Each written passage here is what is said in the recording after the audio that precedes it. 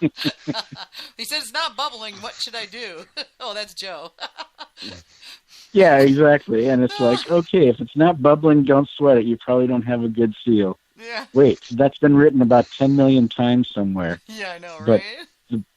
the bottom line is, Danny says drink it. Drink it. Hey, Danny, how's it going? That's Danny Acevedo. Is he It a is Californian? Danny Acevedo, yeah. He's military, so he could be in California. Yeah, you never know. I think he is. I'm not sure. Yeah. So, Pete, But, you're revamping some of your older recipes. How often do you find that you need to? How many iterations do you go normally with a recipe before you feel like you nail it, and then do you get bored with what you've nailed and this is perfect, and then later decide, all right, it's not perfect anymore. Let's go in this direction or that direction.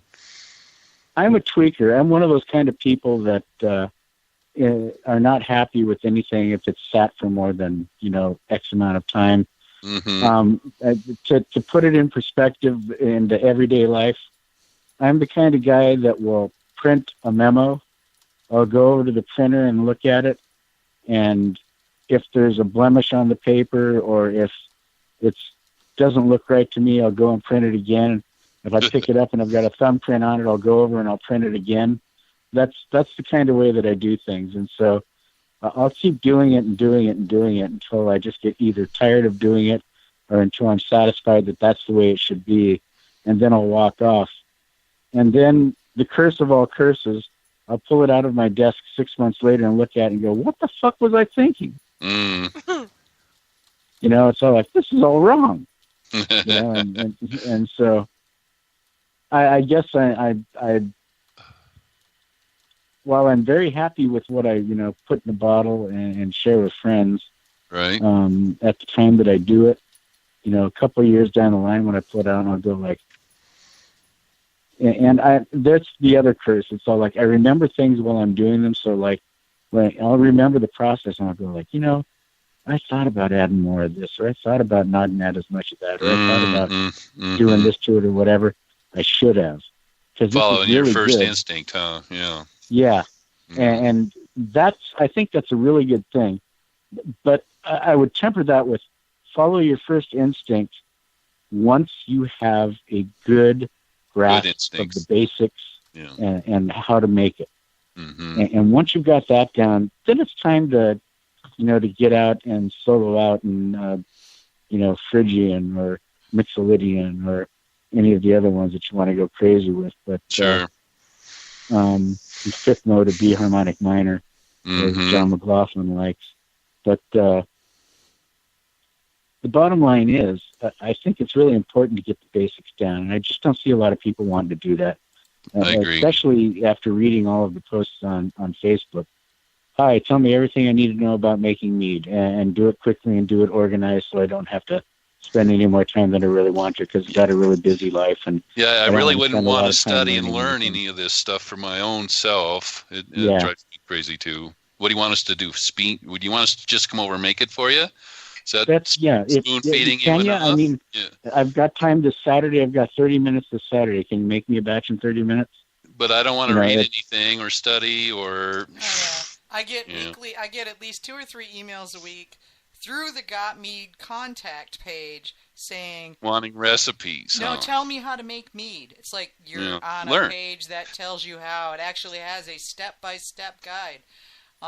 Go to the newbie guide. Go to the newbie guide. We still have a newbie guide. Yes. And actually, the newbie guide's being rewritten and updated.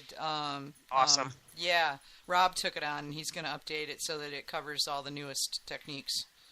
Well, and listen to our podcast, right? I mean, we've laid down a tremendous amount of information in the last couple months. Well, why should they study when they could just say, "Tell me how"? I don't even, in my first, I email them back and I say, "Here's the link to our step-by-step guide for new mead makers. Have fun. Welcome to your new obsession. Bye."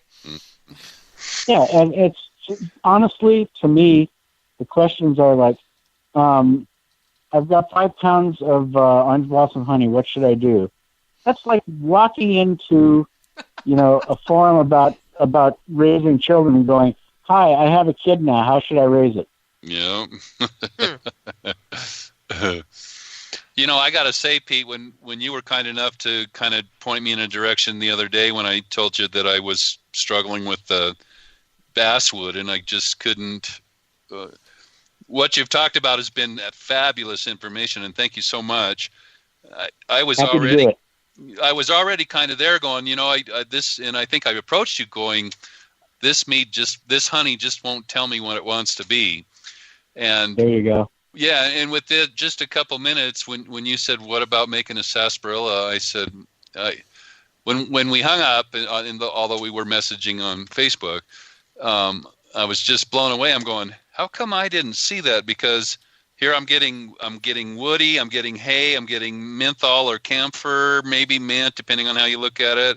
It's a little bit bitter and a little bit astringent, kind of like Earl Grey tea. I'm going, how could I have not thought about root beer? But I didn't. My brain would not go there. And when you said that just like, oh my God, that's screaming to be a root beer, right? And or sarsaparilla, yep. And that just goes to your amazing knowledge and me still being a neophyte for sure. But that was just the perfect fit. When you said, would you be interested? I'm like, oh my God, that's it for sure. I have found it really sounded like it. I've really found that my cooking experience and what I'm learning in the Flavor Bible, which, by the way, if you haven't got a Flavor Bible, you really need one. Go to Amazon and buy it now. Yeah, it's an awesome book. I think every mead maker should be required to own it, right next to the Complete Mead Maker and Rob's books. Yep. and Deadman Don't Wear Complete Plaid. Guide to Making Mead by Steve Gott. So those books there, you've got everything you need to make amazing mead. But coming up with just sitting down, like Pete was saying, and tasting the honey and kind of letting it talk to you, but also saying, what would complement this? What would make this really shine? What would bring out, the overall flavor profile that we'd like to have here. And that's kind of the way. I never really realized it till you said it today. I never really realized that was kind of the way I would look at it, because I'd sit there and play with the honey and go, what do I want to do with this? And just kind of wait until I figured it out. And yeah, I mean, it's all about flavors and complementing. AJ's asking me, absolutely, what's the book again? The Flavor Bible. What I find interesting is it's very difficult to put a bunch of pieces together and make them work, right? Right. And that's a tendency that we want to. I think our culture maybe lends itself towards that. More is better, right? If 5 ingredients is good, let's put 25 in there, and it'll be 5 times better. Yeah, they didn't work out so good for me. I also think, though, that there's tremendous. If you go eat sushi, in a lot of ways, those guys are dealing with very like the minimal approach. Yep. And I think that's equally just as hard in a meat as to more is less, right? And yeah. I think that too often our culture wants us to make these things that have 900 ingredients and ends up tasting like army green paint. I think there's a lot to be said to trying to also make this simplistic work and shine in a way that only being simple can do. And I agree with that. I think the first set of classes that we did up at UC Davis, Charlie Bamford came out and he said, you've got an amazing industry growing here. It's going to grow up into something really unique. Don't fall into the trap that the beer makers are falling into now, mm-hmm. of who can make the highest alcohol beer, who can make the weirdest beer, who can do this or who can do that. Go out there and create an identity, and then let that identity go out there and sell itself, and then go out there and flourish around that identity. And certainly there's going to be improvisation, and certainly there's going to be creativity, and certainly there's going to be some people that, walk to the beat of a different bongo player. But the bottom line is, don't do it just because you can. Don't take the Jurassic Park approach. They're so worried about wondering if they could, they totally forgot to ask the question if they should. Mm-hmm. Yeah, I hear you. I'm kind of not on the bandwagon of the let's see how far we can push the envelope thing. I don't know, for me personally, it doesn't really do all that much. For me, at least, my personal favorites with meads, for what I make and for what I buy, are going to be stuff that tends to be simpler now.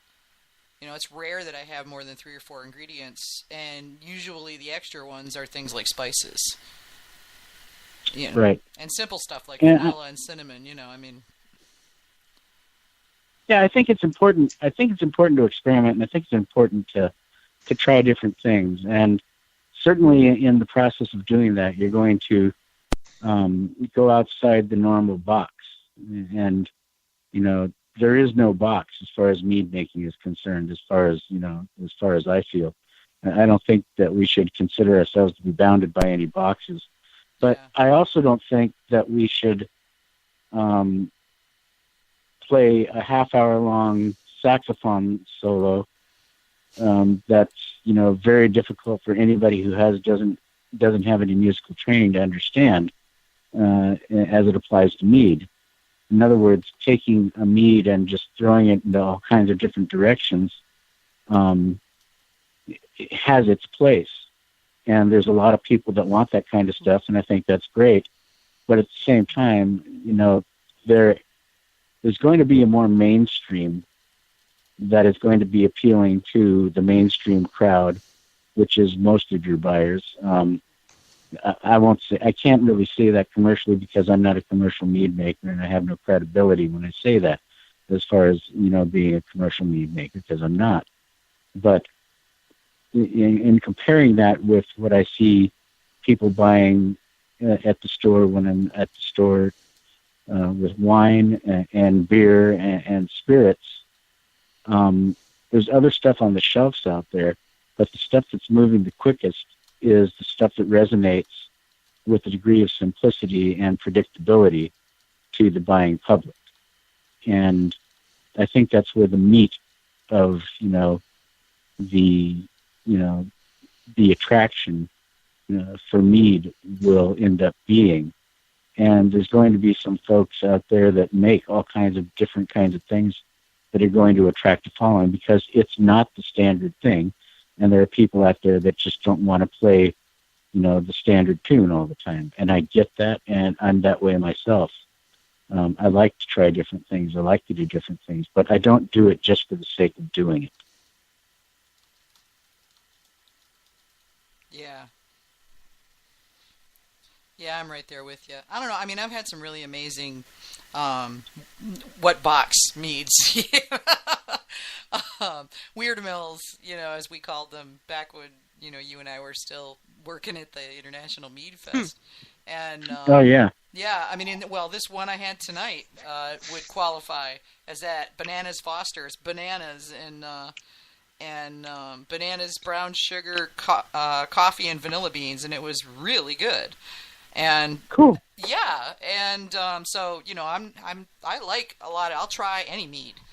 I don't always like all of them, but I'll try pretty much any mead. And I've had a lot of really interesting ones. Cellarman's does some really amazing but very weird dry meads.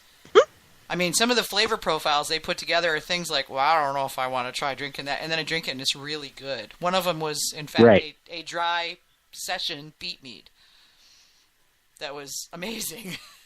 And they smoked cherries, and they made a smoked cherry dry session mead. It was yeah. In fact, I was there when they had the grill, and they had all these cherries on the grill, and they were smoking them. It was hilarious. Yeah, and stuff like that I get. Yeah. And and I would try it. I'll try anything once. Oh yeah. Or twice or 3 times. Or 6, or so you get it right. Have an addictive personality. Yeah. So you get it right, or decide it's not worth the effort anymore. Well, look at exactly. Look at Bobby makes a seaweed